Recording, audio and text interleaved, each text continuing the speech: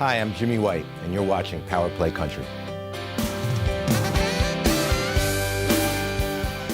When I was a kid and I was a bank regulator, the banks, many times, to have a good relationship with you, would take you out to lunch.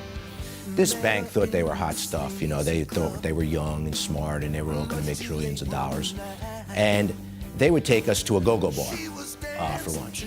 And we walk into this go-go bar, and they sit down, and a dancer comes up to serve them. And you can see that they know each other, and they seem like friends. They're talking, and they're laughing, and they seem like they really like her. Well, the minute that she walks away from the table, they start calling her all these ugly names, putting her down, just really nasty stuff. And I was just shocked. And it began to occur to me, you know, what if they fell in love with this girl, against their will, against all reason, they just liked her? How would they justify trashing her and putting her down, and how they obviously felt about her with the emotions that they then would feel? And I happened to have a riff at the time, which was the opening for Katy Did, and no idea for a song except the title, Katy Did. And then there's certain places you don't. I was driving through the middle of Plainfield, coming home, and I hear this thing on the radio, and it sounds familiar, and I'm thinking, what is that? What is that? You know, and all of a sudden I hear, and this is brand new from Jimmy White, and I just was in total shock. And I had to pull my car over and sit there because I was just too freaked out that I was actually on the radio. And my voice came on, and there it was. In music, unfortunately, it's like that a lot of times. Your best moments, there's nobody to share them with.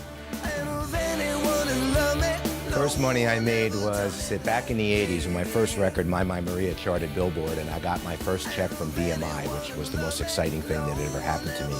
And I think I bought probably a pack of gum and a cup of coffee with it, which is about all I could possibly get. I love being locked in the studio, very incredibly creative people. And Gary Malaber's a legend, and he's in the Rock Hall of Fame. And I get to work with these people.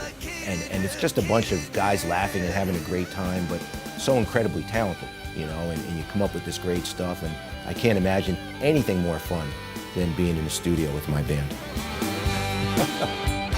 I didn't get these questions in advance. That's a rough question.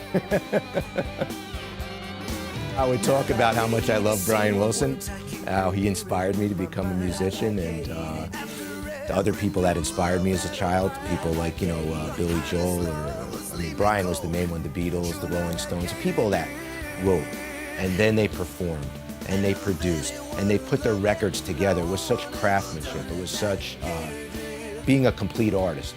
That inspired me so much, and I wanted to be like them, you know. I wanted to write my own things and perform them and put records out and have every song on the record be like you worked on it like it was the most important single in the world. There were no throwaway things. The whole album was important.